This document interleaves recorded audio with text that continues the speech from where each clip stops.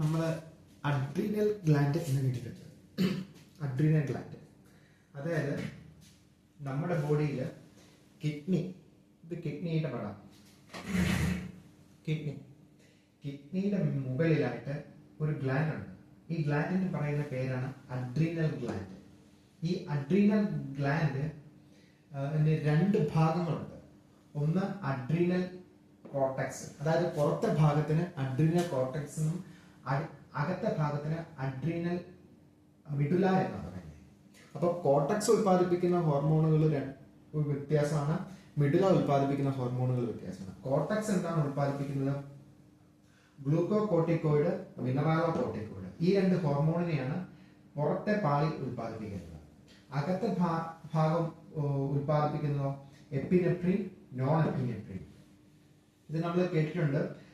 ഇത് fight and flight reflux ഉണ്ടാക്കുന്ന ഹോർമോണാണ്. എന്ന് വെച്ചാൽ പെട്ടെന്നൊരു കാര്യത്തോട് നമ്മൾ പ്രതികരിക്കുന്നത് എപ്പോഴും എപ്പിനെഫ്രിനും നോൺ എപ്പിനെഫ്രിനും പ്രവർത്തിക്കുന്നതാണ്. എപ്പിനെഫ്രിൻ എന്ന് പറയുന്ന ഒരു ഹോർമോണാണ്. ചെറിയൊരു ആക്സിഡന്റ് ഒക്കെ ഉണ്ടാകുമ്പോൾ നമ്മൾ പെട്ടെന്ന് സ്റ്റിമുലേറ്റഡ് ആകുന്നതിന്റെ കാരണം എപ്പിനെഫ്രിൻ ആണ്. പക്ഷെ നോൺ എപ്പിനെഫ്രിൻ എന്ന് പറയുന്ന ന്യൂറോ ട്രാൻസ്മിറ്റർ കൂടിയാണ്. ഹോർമോൺ പ്ലസ് ന്യൂറോ ട്രാൻസ്മിറ്റർ ആണ്. അത് ഭയങ്കര ആക്ഷനാണ്, ഭയങ്കര സ്പീഡിലാണ്. അപ്പൊ നമ്മൾ പെട്ടെന്ന് ഒരു അപകടം ഉണ്ടാകുമ്പോൾ ചാടി ഉണരുന്നതിന്റെ കാരണം നോൺ എപ്പിനെഫ്രിന്റെയും എപ്പിനെഫ്രിന്റെയും ഒക്കെ പ്രവർത്തനം കൊണ്ടാണ്. അത് ന്യൂറോ ട്രാൻസ്മിറ്റർ കൂടിയാണ് നോൺ എപ്പിനെഫ്രിൻ. ഇതാണ് ഇതിന്റെ ഒരു ബേസിക്. ഇനി നമ്മൾ മനസ്സിലാക്കിയല്ലോ ACTH, അതായത് അഡ്രീനോകോർട്ടിക്കോട്രോപിക് ഹോർമോൺ. അതായത് ഈ ഗ്ലാൻഡിൽ നിന്ന് ഹോർമോണുകൾ പുറത്തേക്ക് വരണമെങ്കിൽ ഒരു സിസ്റ്റം ബോഡിയിൽ വർക്ക് ചെയ്യുന്നുണ്ട്. അതായത് നമ്മൾ ഹൈപ്പോതലാമസ് എന്ന് കേട്ടിട്ടുണ്ട്, ഒരു ഓട്ടോണമിക് നെർവസ് സിസ്റ്റം ആണ്. അതിൽ ഹൈപ്പോതലാമസിന്റെ താഴെയായിട്ട് ഒരു ഗ്ലാൻഡ് ഉണ്ട്. ആ ഗ്ലാൻഡിന്റെ പേരാണ് പിറ്റ്യൂട്ടറി ഗ്ലാൻഡ്. പിറ്റ്യൂട്ടറി ഗ്ലാൻഡിന് രണ്ട് ഭാഗങ്ങളുണ്ട്, ആന്റീരിയറും പോസ്റ്റീരിയറും. അപ്പം ആന്റീരിയർ പിറ്റ്യൂട്ടറി ഉണ്ടാക്കുന്ന ഹോർമോണുകളിലാണ് ഒന്നാണ് thyroid stimulating hormone, ACTH, adrenocorticotropic hormone, follicle stimulating hormone, prolactin, luteinising hormone, melanocyte stimulating hormone. അങ്ങനെ കുറച്ച് ഹോർമോണുകൾ പിറ്റ്യൂട്ടറി ഗ്ലാൻഡിന്റെ ആന്റീരിയർ പിറ്റ്യൂട്ടറി ഉണ്ടാക്കുന്നുണ്ട്. അതുപോലെ തന്നെ പോസ്റ്റീരിയർ പിറ്റ്യൂട്ടറിയും ഇങ്ങനെ ഹോർമോണുകളെ ഉണ്ടാക്കുന്നുണ്ട്. മെയിൻ ആയിട്ട് രണ്ടെണ്ണമാണ്. ഒന്ന് വാസോപ്രസിൻ, ആന്റി ഡയോട്ടിക് ഹോർമോൺ. രണ്ട് നമ്മൾ കേട്ടിട്ടുണ്ട് ഓക്സിറ്റോസിൻ. അതായത് രണ്ട് ഫംഗ്ഷനാണ് ഓക്സിറ്റോസിൻ ഉള്ളത്. ഒന്ന് നമ്മുടെ യൂട്രസിന്റെ കൺട്രാക്ഷനെ സഹായിക്കുന്നു. അതുകൂടാതെ മാമറി ഗ്ലാൻഡിൽ കൊച്ചിന് പാല് കൊടുക്കുന്ന സമയം ലെറ്റ് ഡൗൺ റിഫ്ലക്സ് ഉണ്ടാക്കി ബ്രസ്റ്റിന്റെ സ്മൂത്ത് മസിൽസുകളെ കൺട്രാക്ട് ചെയ്ത് കൊച്ചിന്റെ വായിലേക്ക് പാല് പോകാനായിട്ട് സഹായിക്കുന്നു. ഇങ്ങനെ ഓക്സിറ്റോസിന് പോസ്റ്റീരിയർ പിറ്റ്യൂട്ടറിയിലെ ഗ്ലാൻഡിന് ഓക്സിറ്റോസിന്റെ പുറപ്പെടണവും വാസോപ്രസിന്റെ പ്രൊഡക്ഷനും മാത്രമേ ഉള്ളൂ.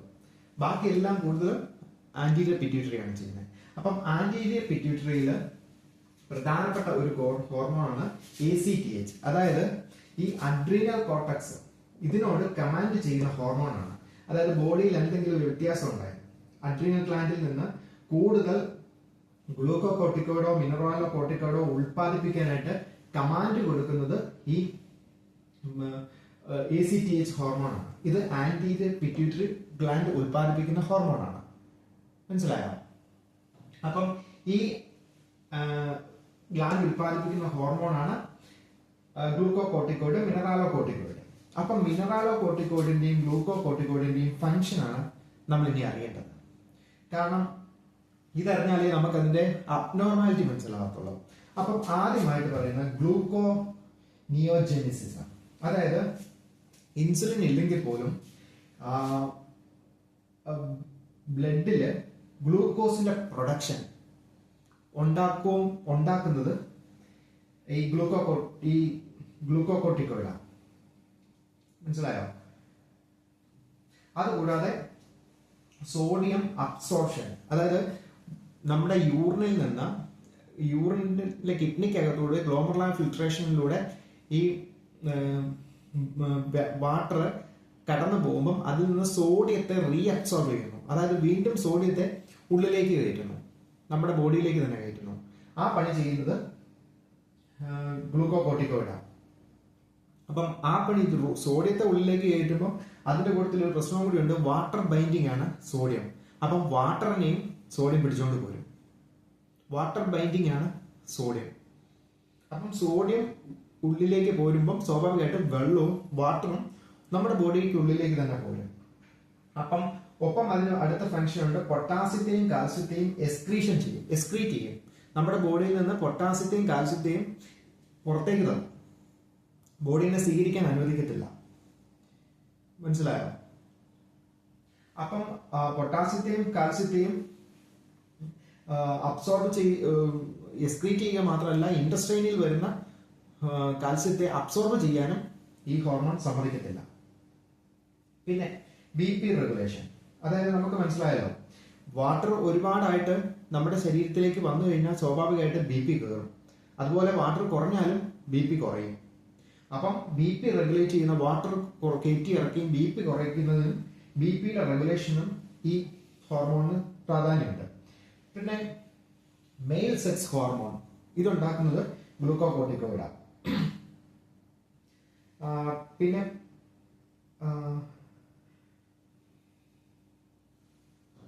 പിന്നെ ആന്റി ഇൻഫ്ലമേറ്ററി ഫങ്ഷൻ, അതായത് നമ്മുടെ ബോഡിയിൽ ഒരു മൈക്രോ ഓർഗാനിസം കയറി കഴിഞ്ഞാൽ സ്വാഭാവികമായിട്ട് അവിടെ ഉണ്ടാകുന്നത് നമ്മുടെ ബോഡി അതിനെതിരെ ആന്റിബോഡിനെ ഉണ്ടാക്കും. അതായത് ഇപ്പൊ നമ്മുടെ സ്കിന്നിൽ ഒരു താല്പര്യമില്ലാത്ത അല്ല ഒരു സാധനം വന്ന് പറ്റി, ഒരു കെമിക്കൽ പറ്റി, സ്വാഭാവികമായിട്ട് നമുക്ക് ചൊറിച്ചിലോ ഇറിറ്റേഷനോ ഒക്കെ ഇവിടെ ഉണ്ടാവും. ഉണ്ടാകുന്ന കാര്യം എന്നാ, ഈ പുതിയതായിട്ട് വന്നേക്കുന്ന ഈ ആന്റിജനെ ബോഡിക്ക് പരിചയമില്ല. അപ്പൊ ബോഡി അതിനെതിരെ ഒരു ഇൻഫ്ലമേറ്ററി റിയാക്ഷൻ ഉണ്ടായി. അപ്പം ബോഡിയുടെ ഈ നമ്മുടെ ടിഷ്യൂസ് എല്ലാം ചുമന്ന് തൊടുത്ത് വന്ന അവിടെ ഒരു തടിച്ച പാടൊക്കെ വന്ന, അപ്പം അതിൽ നിന്ന് ബോഡി ഒരു റിയാക്ഷൻ ഉണ്ടാക്കുക. റിയാക്ഷൻ ഉണ്ടാക്കുമ്പോൾ 2 ഗുണങ്ങളുണ്ട്. ഒന്ന്, അതിനെ എതിർക്കുവാണ്. 2, അതിനെതിരെ ആന്റിബോഡി ബോഡിയിൽ ഉണ്ടാക്കുവാണ്. വീണ്ടും അത് വന്നു കഴിഞ്ഞാൽ ചിലപ്പം ബോഡിക്ക് അത് പരിചയമാണ്, കുഴപ്പമില്ല. പക്ഷെ ഈ ആന്റിബോഡി റിയാക്ഷൻ ഉണ്ടാകുമ്പം ഇവിടുത്തെ സെല്ലുകളൊക്കെ ആദ്യമായിട്ട് സംഭവിക്കുമ്പോൾ ടിഷ്യൂസ് ഒക്കെ ചുമന്ന് തൊടുത്ത് ഒരു ഇൻഫെക്ഷൻ പോലെയൊക്കെ ആയിട്ട് വരാം. അപ്പം ആന്റിബോഡി റിയാക്ഷൻ ഉണ്ടാകാതിരിക്കണം. മനസ്സിലായോ? ഉണ്ടാകാതിരിക്കുക എന്ന് പറയുന്നത് ആന്റി ഇൻഫ്ലമേറ്ററി ഫംഗ്ഷൻ ആണ്. അങ്ങനത്തെ ഒരു ഫംഗ്ഷൻ ഉണ്ടായില്ലെങ്കിൽ ടിഷ്യൂവിന് കുഴപ്പമൊന്നും ഉണ്ടാകത്തില്ല. അപ്പൊ അങ്ങനെ ഒരു സംഭവം വന്നാൽ അതിനെ എതിർക്കണ്ട എന്ന് ബോഡീനെ നമ്മൾ ആർട്ടിഫിഷ്യലായിട്ട് പറഞ്ഞ് മനസ്സിലാക്കുന്ന ഒരു പരിപാടിയാണ് ആന്റി ഇൻഫ്ലമേറ്ററി ഡ്രഗുകൾ. അപ്പൊ അതിന്റെ ദോഷം അത് തന്നെയാണ്. ഒരു അസുഖം വന്നാൽ നമുക്ക് തിരിച്ചറിയാൻ പറ്റത്തില്ല. മനസ്സിലായോ? ബോഡി റിയാക്ഷൻ കാണിക്കത്തില്ല. പിന്നെ അടുത്തതാണ് സ്ട്രെസ് റെസ്പോൺസ്. അതായത് നമുക്ക് പെട്ടെന്ന് സ്ട്രെസ് ഉണ്ടായി, വേദന ഉണ്ടായി, വിഷമം ഉണ്ടായി, അപ്പം അതിനെതിരെ അങ്ങനെയുള്ള കാര്യങ്ങളെ റെഗുലേറ്റ് ചെയ്യുന്നതും ഈ ഗ്ലൂക്കോകോർട്ടിക്കോയിഡ് ആണ്. പിന്നെ ബോൺ റീ അബ്സോർപ്ഷൻ, അതായത് ബോണിൽ നിന്ന് ബോൺ റീ അബ്സോർപ്ഷനെ ഇൻക്രീസ് ചെയ്യുക. അതായത് ബോണിൽ നിന്ന് സ്വാഭാവികമായിട്ട് പതിയെ പഴയ കാൽസ്യം മാറി പുതിയ കാൽസ്യം കയറി ബോൺ വീണ്ടും ശക്തി പ്രാപിച്ചു വരേണ്ടതാണ്. അതിനൊരു നോർമൽ പാറ്റേൺ ഉണ്ട്.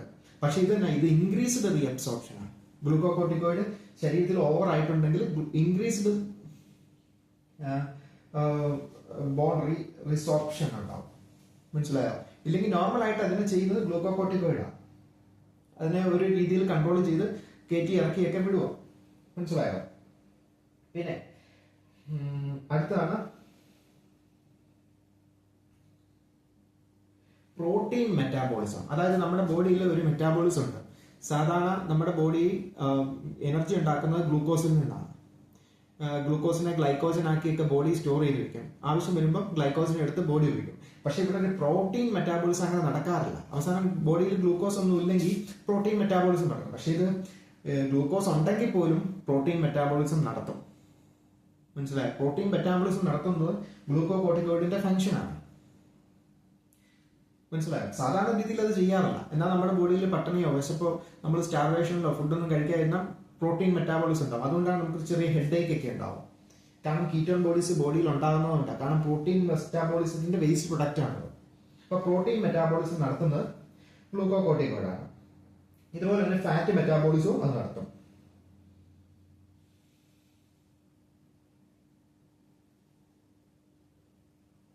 പിന്നെ ഗ്ലൂക്കോകോർട്ടിക്കോയിഡ് നോർമൽ രീതിയിൽ നമ്മുടെ വയറ്റിലെ HCl പ്രൊഡക്ഷനെയും സെക്രീഷനെയൊക്കെ നിയന്ത്രിക്കുന്നതും ഈ ഗ്ലൂക്കോകോർട്ടിക്കോയിഡ് വെച്ച് തന്നെയാണ്. അപ്പം ഗ്ലൂക്കോകോർട്ടിക്കോയിഡിന്റെ അളവ് കൂടുതലായാൽ എന്ത് പറ്റും? സ്വാഭാവികമായിട്ടും വയറ്റിൽ ഇൻറ്റസ്റ്റൈനൽ ബ്ലീഡിംഗ് ഒക്കെ ഉണ്ടാവും. കാരണം HCl സെക്രീഷൻ ഒരുപാടായി അവിടെ അൾസറായി പ്രശ്നം ഉണ്ടാവും. ഇൻറ്റസ്റ്റൈനല്ല, സ്റ്റൊമക്കില്, ഈസോഫാഗസില്. അപ്പം HCl പ്രൊഡക്ഷനെ കൂട്ടുകയും കുറയ്ക്കുകയും ഒക്കെ ചെയ്യാൻ ഈ ഗ്ലൂക്കോകോർട്ടിക്കോയിഡിന് ശക്തിയുണ്ട്.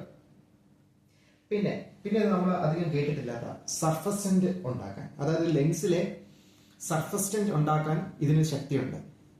അതായത് നമ്മുടെ ആൽവിയോളി തമ്മിൽ കൂട്ടി അടഞ്ഞു പോകാതിരിക്കാൻ വേണ്ടിയിട്ടുള്ള ഒരു ആർട്ടിഫിഷ്യൽ ഒരു ബോഡി തന്നെ ഉണ്ടാക്കിയിരിക്കുന്ന ഒരു ഡിഫൻസ് സിസ്റ്റമാണ് സർഫസ്റ്റന്റ് എന്ന് പറയുന്നത്. എന്നാൽ ചില ഗർഭിണികളായ അമ്മമാർക്ക് അവസാനത്തെ പ്രഗ്നൻസിയുടെ പീരീഡ് ഒക്കെ വരുമ്പം കൊച്ചിന് ബോഡിയിലെ സർഫസന്റിന്റെ പ്രൊഡക്ഷൻ ആവശ്യത്തിന് കാണത്തില്ല. അങ്ങനെയുള്ള സമയത്ത് അവർക്ക് ഗ്ലൂക്കോകോർട്ടിക്കോയിഡ് ഇഞ്ചെക്ട് ചെയ്യും അമ്മയ്ക്ക്. അപ്പൊ സ്വാഭാവികമായിട്ട് ഗ്ലൂക്കോകോർട്ടിക്കോയിഡ് കൊച്ചിന്റെ സർഫസ്റ്റന്റിന്റെ പ്രൊഡക്ഷൻ ഉണ്ടാക്കാനായിട്ട് സഹായിക്കുന്നു. അത് സർഫസ്റ്റന്റിനെ കൺട്രോൾ ചെയ്യുന്നത് ഗ്ലൂക്കോകോർട്ടിക്കോയിഡ് ആയതുകൊണ്ട് ബോഡിയിലേക്ക്, അമ്മയുടെ ബോഡിയിലേക്ക് ഗ്ലൂക്കോകോർട്ടിക്കോയിഡ് കുറച്ച് കൂടുതൽ കൊടുക്കുമ്പോൾ കൊച്ചിന്റെ ബോഡിയിൽ സർഫസ്റ്റന്റിന്റെ പ്രൊഡക്ഷൻ കൂടും. ഇത്രയാണ് ഇതിന്റെ ഫങ്ഷൻ. ഇനി അടുത്ത 2 ഡിസീസ് ഉണ്ട് ഇതിൽ നിന്നുണ്ടാകുന്നത്. ഇതിന്റെ കൂടുതലുണ്ട്. ഇത് കൂടി കഴിഞ്ഞാൽ എന്ത് സംഭവിക്കും? ഇത് എന്തൊക്കെ മെക്കാനിസത്തെയാണോ നിയന്ത്രിക്കുന്നത് അതെല്ലാം കൂടുതലാവും. അതിനാണ് കുഷൻ സിൻഡ്രോം എന്ന് പറയുന്നത്. പിന്നെ അഡിഷൻ സിൻഡ്രോം എന്ന് പറയും. അതായത് അതൊന്നും എന്തെല്ലാം ഇതുണ്ടാക്കുന്നുണ്ടോ അതൊന്നും നടക്കത്തില്ല. അത് രണ്ടും നമുക്ക് വേറൊരു ടോപ്പിക്കാണ്. നോർമൽ നമ്മൾ പഠിച്ചു കഴിഞ്ഞാൽ നമുക്ക് അതിലേക്ക് കിടക്കാം. Okay, thank you.